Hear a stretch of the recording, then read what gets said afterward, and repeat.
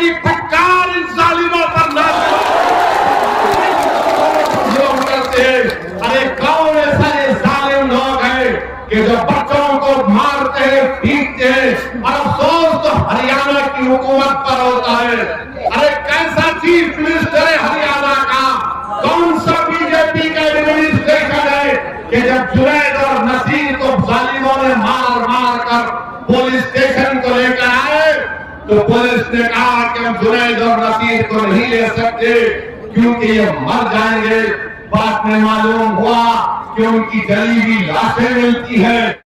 घाटमिका कांड पर असरुद्दीन ओवैसी जमकर सरकार पर बरसे, कहा हरियाणा सरकार ने गुंडे पाल रखे हैं जिन्होंने 2 निर्दोष बच्चों को जिंदा जला दिया।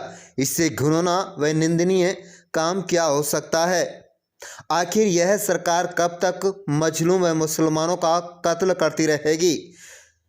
जुनैद और नासिर हमारे लिए जिंदा हैं और हमेशा जिंदा रहेंगे। बता दें कि मेवात क्षेत्र के राजस्थान के पहाड़ी पहुंचे असरुद्दीन ओवैसी कांग्रेस सरकार पर भी जमकर बरसे। बता दें कि असरुद्दीन ओवैसी आज पहाड़ी पहुंचे जिन्हें देखने के लिए लाखों की संख्या में लोगों का हुजूम उमड़ पड़ा। ओवैसी ने लोगों को संबोधित करते हुए कहा है कि आप अपनी कौम का रहबर चुनिए और हमें मजबूत करिए। पिछले सालों में कांग्रेस ने राजस्थान में कुछ नहीं किया, सारे वायदे खोखले नजर आ रहे हैं। अगर आप अपने कौम के लीडर को चुनेंगे तो सारे काम, सारे वायदे पूरे होंगे और आपकी हर बात को लड़ने का ताकत भी रखी जाएगी। बीजेपी जीत गई, मैं जिम्मेदार कैसे हो सकता हूं? इनके जो राहुल गांधी है जो पूरा भारत जोड़ो के नाम पर निकले थे, पूरे देश में निकले, खुद अपने पूर्वजों की पार्लियामेंट की सीट अमेठी से हार गए। क्या वहां पर ओवैसी गया था? नहीं गया था, फिर भी हार गए। और कहां से जीते? उस पार्लियामेंट की कॉन्स्टिट्यूंसी से जीते जहां पर 30% मुसलमान थे, जहां पर मुसलमान थे जीत गए और वहां पर हार गए अमेठी से। मगर कांग्रेस के लोग याद रखिए, चाहे बीजेपी हो या कांग्रेस हो या कोई पार्टी हो, ये हरगिज नहीं चाहेंगे कि भारत में मुसलमानों के सियासी लीडरशिप बने।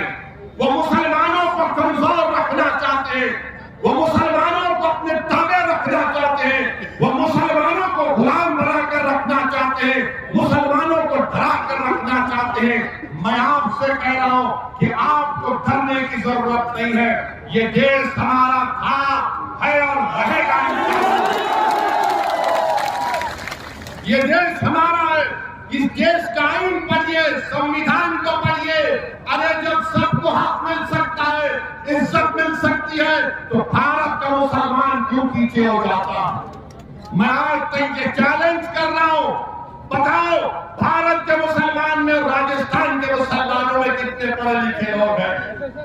कितने स्कूल के बाहर सबसे ज्यादा दलितों के बाद अगर कोई है तो मुसलमान है। इसका जिम्मेदार कौन है? बेरोजगारी हमारे बच्चों का मुकद्दर बनता जा रहा है। मेरे अजीज दोस्तों, नौजवानों, बुजुर्गों, आपसे अपील कर रहे हैं कि आप मुत्तहिद हो जाइए, मजलिस का साथ दीजिए। अगर आप साथ देंगे तो हम एक नया माहौल पैदा कर सकेंगे। कांग्रेस में तो माशाअल्लाह बहुत लड़ाई चल रही है, कांग्रेस में बहुत लड़ाई चल रही है। कोई किसी को जादूगर बोलता, कोई किसी को मौका परस्त बोलता, कोई किसी को जादूगर बोलता तो पलटा कर कोई कहता है कि नहीं नहीं तू तो गद्दार है। अब आपको फैसला करना है। आप कांग्रेस को बचाने मत जाइए, आप बीजेपी के डर से किसी को वोट मत दीजिए, बल्कि बेखौफ होकर आप अपने वोट का इस्तेमाल करिए। मैं आपको ख्वाब दे रहा हूं, इस ख्वाब को पूरा करना आपका हमारा काम है। ये वक्त हमको अपने ख्वाबों को पूरा करने का है। और सुनो कि नमाज की पाबंदी, मैं आपसे कह रहा हूं कि नमाज की पाबंदी करिए। 50 नमाजों से 5 नमाजों पर फर्ज कर दिए गए। नौजवानों, अपने अल्लाह से रिश्ते को मजबूत करो, अपनी मस्जिदों को आबाद रखो। नौजवानों, अपने मस्जिदों को आबाद रखो नौजवानों, मस्जिदों को आबाद रखो। अल्लाह की रस्सी को मजबूती से थाम लो, अल्लाह की रस्सी को मजबूती से थाम लो। अपने दिलों में सिर्फ अल्लाह की मोहब्बत, उसका खौफ पैदा करो। अपने दिलों में रसूलुल्लाह सल्लल्लाहु अलैहि वसल्लम की मोहब्बत को पैदा करो। याद रखो, जब तुम अपना सर अपने दिल के साथ अल्लाह के सामने 5 वक्त की नमाज में झुकाओगे तो अल्लाह हमको कामयाब और कामरान करेगा। नमाजों की पाबंदी करो, मस्जिदों को आबाद रखो, अपने माशरे में बुराइयों का खात्मा करो, अपने बहनों को, अपनी बीवियों को वो हक जो रसूलुल्लाह सल्लल्लाहु अलैहि वसल्लम ने दिया उनको उनका हक दो। बेटियों को, अपनी बहनों को उनका हक दो। अपने आप को ताकतवर बनाओ, दीन को मजबूत करो, अपने दीन से रिश्ते को मजबूत करो। हमारी पहचान इसलिए की जाती है कि रसूलुल्लाह सल्लल्लाहु अलैहि वसल्लम की उम्मती है। और वो जो लोग बीजेपी के लोग जो कहते हैं, मोदी कहते हैं पसमानदा मुसलमान, मोदी जी क्या ये मेवात के लोग पसमानदा नहीं है? क्या आप जुनैद और नसीर के कत्ल पर कुछ नहीं कहेंगे? मगर मेरे अजीज दोस्तों और बुजुर्गों, मेरी आप तमाम से हाथ जोड़ के अपील है कि हमारे सियासी सफर में आप साथ दीजिए, हमारी मदद करिए, ताउन करिए। और अगर आप साथ देंगे तो इंशाअल्लाह ताला हम राजस्थान में एक नया सियासी इंकलाब बर्पा करेंगे। क्या आप हमारा साथ देंगे? क्या हम राजस्थान में इंकलाब को बर्पा करेंगे? क्या आप हमारा साथ देंगे? हाथ उठा कर बोलिए तो लगाइए मेरे साथ नारा, नारे तकबीर, नारे तकबीर, नारे तकबीर, नारा लगाइए मेरे साथ कि जुनैद और नसीर शहीद है, जुनैद और नसीर शहीद है, जुनैद और नसीर शहीद है। अस्सलाम वालेकुम व रहमतुल्लाह।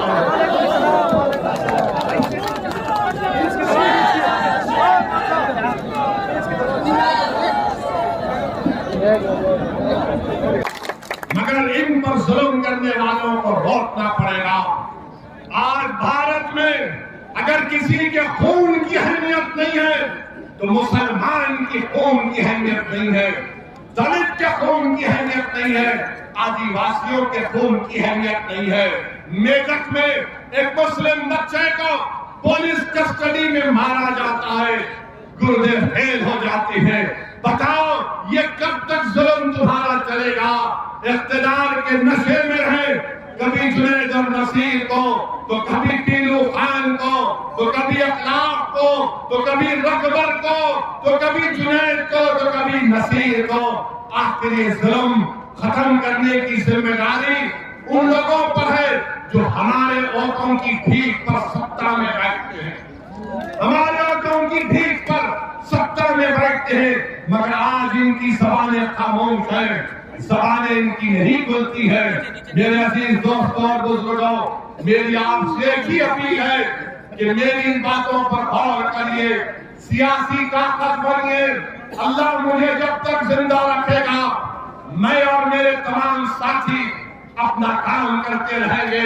ये आपके ऊपर मुनस्सिर है, मैं आप पर छोड़ रहा हूं कि आप हमारा साथ देंगे या नहीं देंगे।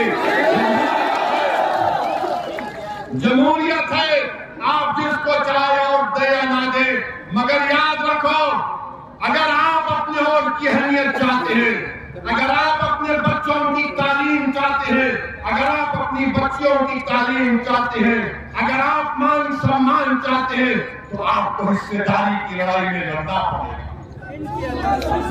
अगर कोई आकर आपसे पूछेगा कि क्या ओवैसी वोट काटने आया है, तो उसको पूछना कि काटने नहीं आया, वो ढूंढने आया है। आप बताओ कि भारत की पार्लियामेंट में बीजेपी के 3 MP जीत जाते हैं। बताओ कांग्रेस के लोगों, कितने सीट पर तुम्हारा और बीजेपी का मुकाबला हुआ? राजस्थान की हर लोकसभा की सीट पर बीजेपी जीत गई। मैं जिम्मेदार कैसे हो सकता हूं? बीजेपी की हरियाणा की सरकार उस जालिम को पकड़ेगी, जिसमें वासिफ का जब फेसबुक लाइव करता है और वासिफ की मौत हो जाती है, कासिम पर गोली चलाता है, कासिम जख्मी होता है, यूट्यूब पर उसको दिखाया जाता है कि बंदूक से गोलियां चला रहा है कासिम पर। अरे गोलियां चलाने वालों, इतने बहादुर तुम क्यों बनते हो? तुम इसलिए तुम बहादुर बनते हो क्योंकि जानते हो कि बीजेपी और आरएसएस तुम्हारे साथ है। याद रखो, इख्तियार हमेशा किसी के पास नहीं रहने वाला है। तुम कब तक जुल्म करोगे? जब जुल्म खत्म होगा तुमको मालूम होगा कि तुम्हारा क्या अंजाम कानून के तहत होने वाला है। मेरे अजीज दोस्तों और बुजुर्गों, इसीलिए मैं कह रहा हूं कि आपको एक सियासी ताकत बनना है। अगर आज जुनैद और नसीर को मारा गया, क्या इस मेवात की सरजमीन पर क्या आप मुत्तफिक नहीं है कि आपको टारगेट बनाया जाता है, आपके बच्चों को मारा जाता है, बच्चों को उठाया जाता है? अरे कोई अगर भैंस लेकर आ रहा है तो उसको रोककर मारा और पीटा जाता है। आज देश में बीजेपी की सरकार है, राजस्थान में गहलोत की सरकार है। हम उनसे इस बात का डिमांड और मुतालबा करते हैं कि ऐसे ताकतों पर कंट्रोल लगाया जाए, कानून को इस्तेमाल करिए। इन तमाम लोगों को जो गरीबों पर, मजलूमों पर जुल्म कर रहे हैं, पकड़िए, इनकी जगह जेल में है, जेल में डाल कर रखिए इन जालिमों को, इनको सजा दिलवाइए संविधान के तहत। जब ये जेल में जाकर बैठेंगे तब इनको मालूम होगा जिन्होंने जुनैद और नसीर को मारा ये गोडसे की नाजायज औलाद है, जिन्होंने वासिफ को मारा वो गोडसे की औलाद ने मारा, जिन्होंने कासिम पर गोलियां चलाई वो गोडसे की नाजायज औलाद ने कासिम पर गोलियां चलाई। ये वही लोग हैं जो गोलियों से उनको डराना चाहते हैं। अरे याद रखो, तुम्हारी गोलियां खत्म हो जाएगी मगर जिसकी जबान से ला इलाहा इल्लल्लाह वो गोलियों से नहीं डरता, वो रब्बे कायनात से डरता है, वो अल्लाह से डरता है, तुम्हारी ताकत से नहीं डरता। बल्कि मैं ये कह रहा हूं कि जुनैद और नसीर जिंदा है और जिंदा रहेंगे, वो शहीद है और शहीद मगर इन पर जुल्म करने वालों, अल्लाह तेरी फटकार इन जालिमों पर ना जुल्म करते हैं। अरे कौन ऐसा ये जालिम लोग हैं कि जो बच्चों को मारते हैं, पीटते हैं, और अफसोस तो हरियाणा की हुकूमत पर होता है।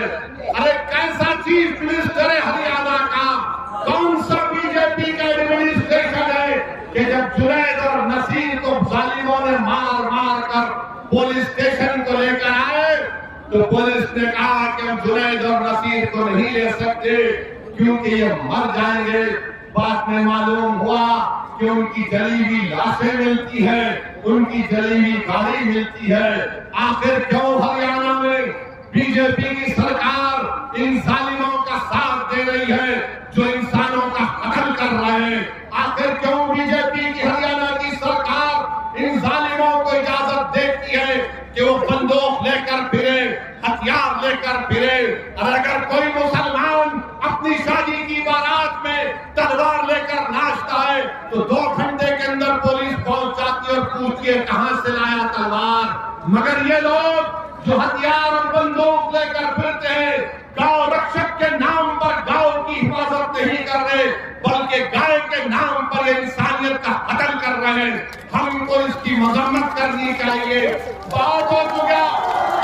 हम आज भारत के प्रधानमंत्री से भी अपील कर रहे हैं, डिमांड कर रहे हैं कि देश के प्रधानमंत्री बस करिए, कब तक झूठ बोलेंगे? सबका साथ, सबका विकास, सबका विश्वास, प्रयास।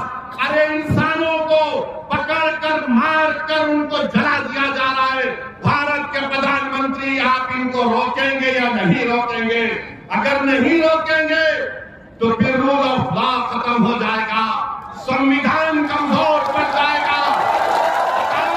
ये कौन सा ऐसा काम, ये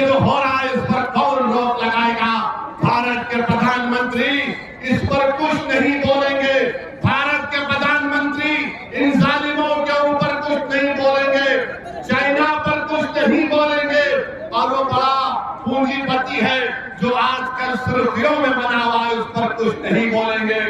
हम बीजेपी से पूछना चाहते हैं, क्या जुनैद और नसीर को जो मारा गया, क्या बीजेपी की हरियाणा की सरकार उस जालिम को पकड़ेगी जिसने वासिफ का जब फेसबुक लाइव करता है और वासिफ की मौत हो जाती है, कासिम पर गोली चलाता